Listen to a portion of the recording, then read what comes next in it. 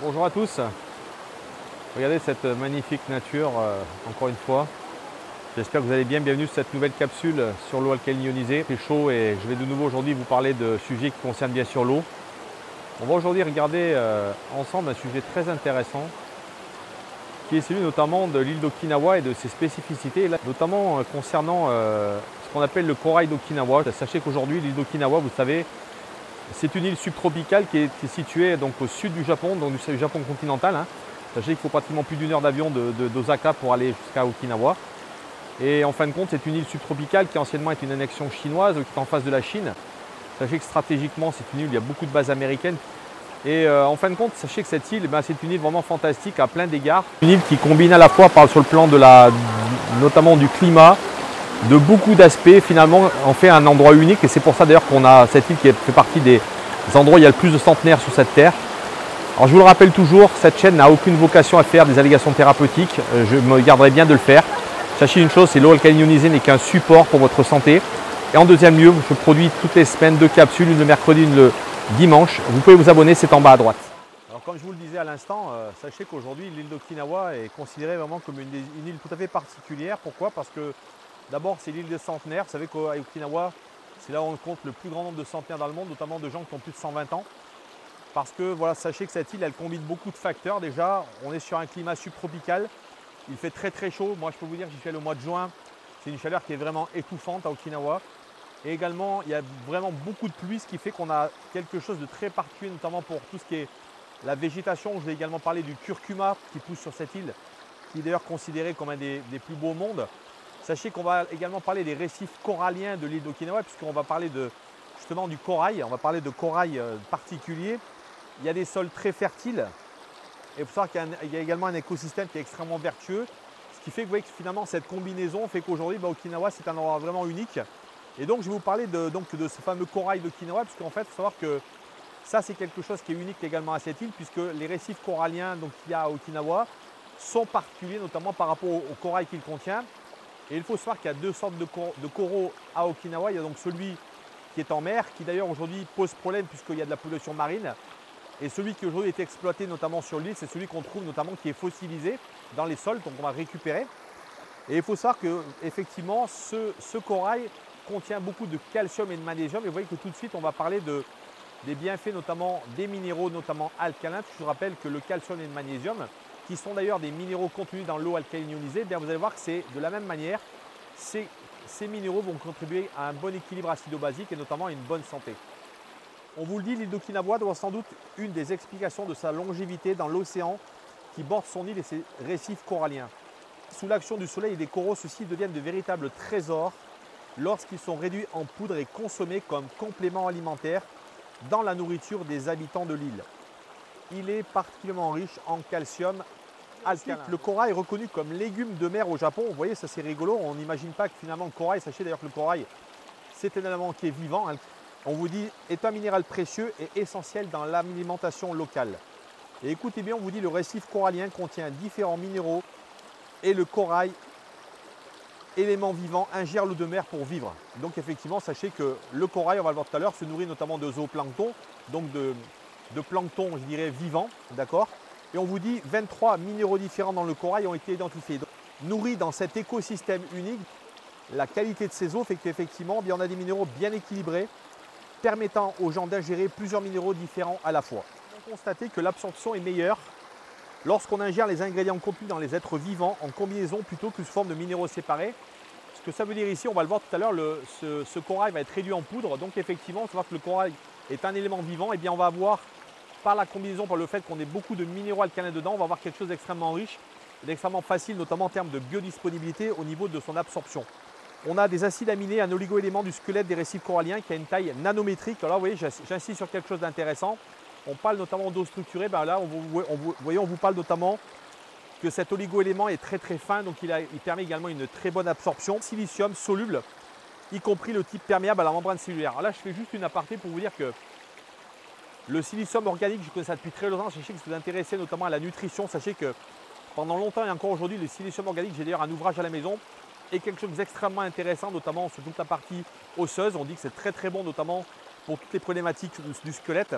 Donc vous voyez, je ne suis pas étonné qu'ici, effectivement, on vous parle notamment du silicium solide et notamment le fait que celui-ci soit perméable à la membrane cellulaire. Donc on comprend qu'ici, ce qu'on vous dit en substance, c'est que la qualité de ce corail, notamment parce qu'on a une combinaison d'éléments vivants et de minéraux qui sont solubles, eh bien, on va avoir une perméabilité cellulaire et on va avoir notamment une qualité de biodisponibilité au niveau de l'organisme.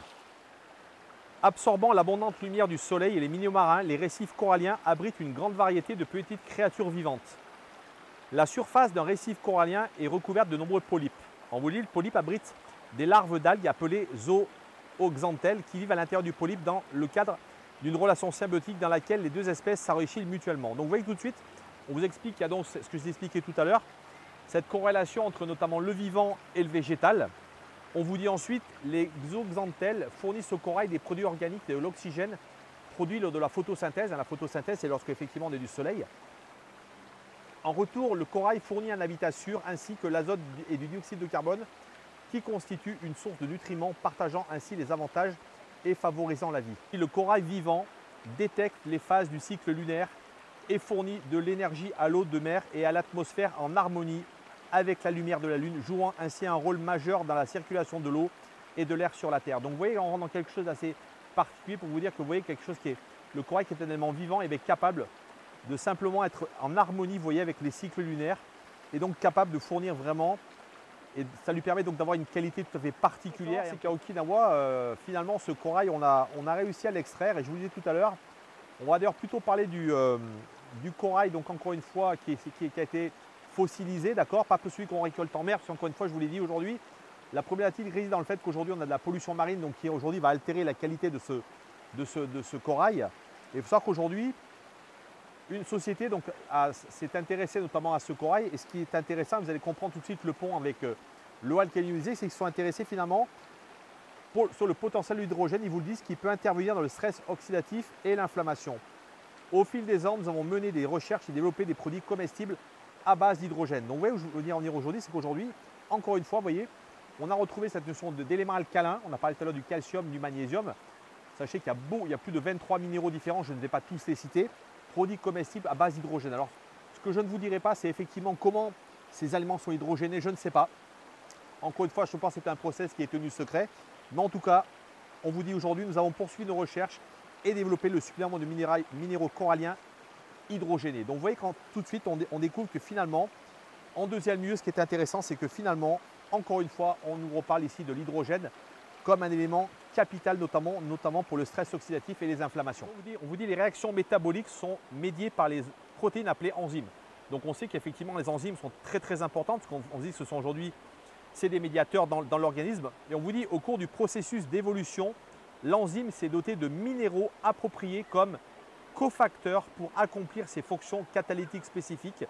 Les minéraux sont donc des nutriments essentiels au maintien de la vie. Ce que ça veut dire en quelque chose de beaucoup plus clair, c'est qu'aujourd'hui, notamment le métabolisme avec les enzymes, est là justement pour pouvoir récupérer ces minéraux afin de pouvoir faire un certain nombre de fonctions dans notre corps.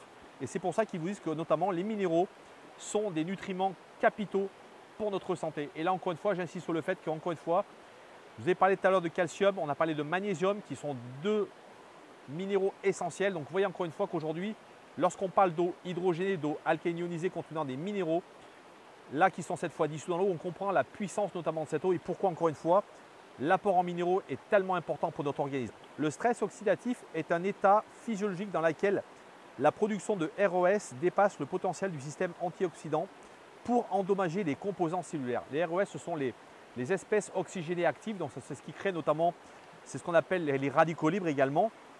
Et on vous dit, le stress oxydatif est considéré comme un facteur causal de nombreuses maladies. Puis l'hydrogène moléculaire est actuellement considéré comme l'antioxydant idéal afin de prévenir le stress oxydatif et de maintenir ainsi l'activité vitale. Donc, les minéraux extraits du corail d'Okinawa fournissent une énergie vitale fraîche à notre vie et à l'écosystème des micro-organismes grâce à un savant équilibre entre calcium et magnésium. Et sachez-le, il y a effectivement un rapport calcium dans le corps qui est très très important au niveau de la proportion. Et également, sachez qu'on trouve encore une fois dans ce corail d'Okinawa plus de 23 oligo-éléments qui sont capitaux pour la santé. Et je vous mettrai d'ailleurs un dessin, notamment vous verrez notamment ce que sont ces oligo-éléments. Alors sachez que c'est tout à fait intéressant et vous voyez là on va vraiment faire un parallèle avec l'eau hydrogénée et l'eau alcaline ionisée, c'est que là encore, cette société propose de faire un mélange de cette poudre, hein, qui je vous rappelle est une poudre en fin de compte, d'ailleurs qu'on trouve sous forme de bâtonnet, ça ressemble un petit peu à des sachets, c'est qu'on peut utiliser ça dans beaucoup d'aspects de notre vie. C'est quelque chose qui peut notamment aider à augmenter si on a des carences en minéraux. Vous voyez par exemple, effectivement, les minéraux augmentent la douceur et l'arôme des légumes et des fruits. Et ça d'ailleurs c'est quelque chose qui est commun avec l'eau alcaline ionisée, puisque je vous le rappelle, j'ai fait une capsule notamment pour expliquer à quel point l'eau alcaline ionisée pouvait enrichir l'arôme des aliments. Vous voyez qu'ici encore une fois, on retrouve à nouveau cette notion des minéraux, même si c'est une forme différente. On vous dit également que le calcium et le magnésium, bien sûr, c'est quelque chose qui est extrêmement vertueux pour notre corps. Les qualités de ce corail, que d'ailleurs je ne connaissais pas malheureusement, serait qu'apparemment il est extrêmement biodisponible, donc assez facilement assimilable par notre corps, par justement le fait qu'on a cette combinaison à la fois du végétal et du vivant. Parce qu'encore une fois, c'est ça aujourd'hui l'origine aussi du corail. En tout cas, j'ai pris beaucoup de plaisir à étudier quelque chose que je ne connaissais pas, mais qui, vous voyez, continue à renforcer l'idée qu'aujourd'hui, l'eau alcaline ionisée est quelque chose d'extrêmement intéressant pour soutenir notre santé, on l'a vu.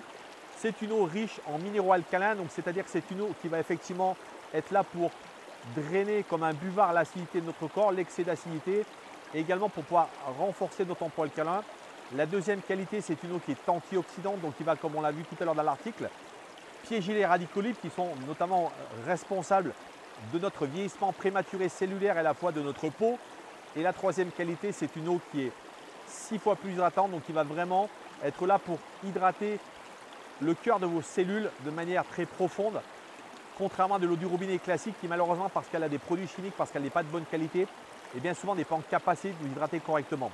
Voilà, j'espère que vous avez apprécié cette capsule sur notamment ce corail exceptionnel d'Okinawa. C'est pour vous montrer qu'il y a des ponts finalement entre ce qui se passe à Okinawa et notamment à quel point cette île, eh bien, c'est un véritable trésor à beaucoup de points de vue, parce que c'est un écosystème particulier. Et je vous le rappelle, vous trouverez sous ma vidéo un lien pour ma nouvelle formation pour bien comprendre aujourd'hui dans quelle mesure l'eau alcaline ionisée peut vous soutenir votre santé et vous permettre de vraiment retrouver un certain équilibre. Je vous dis à très bientôt pour une prochaine capsule.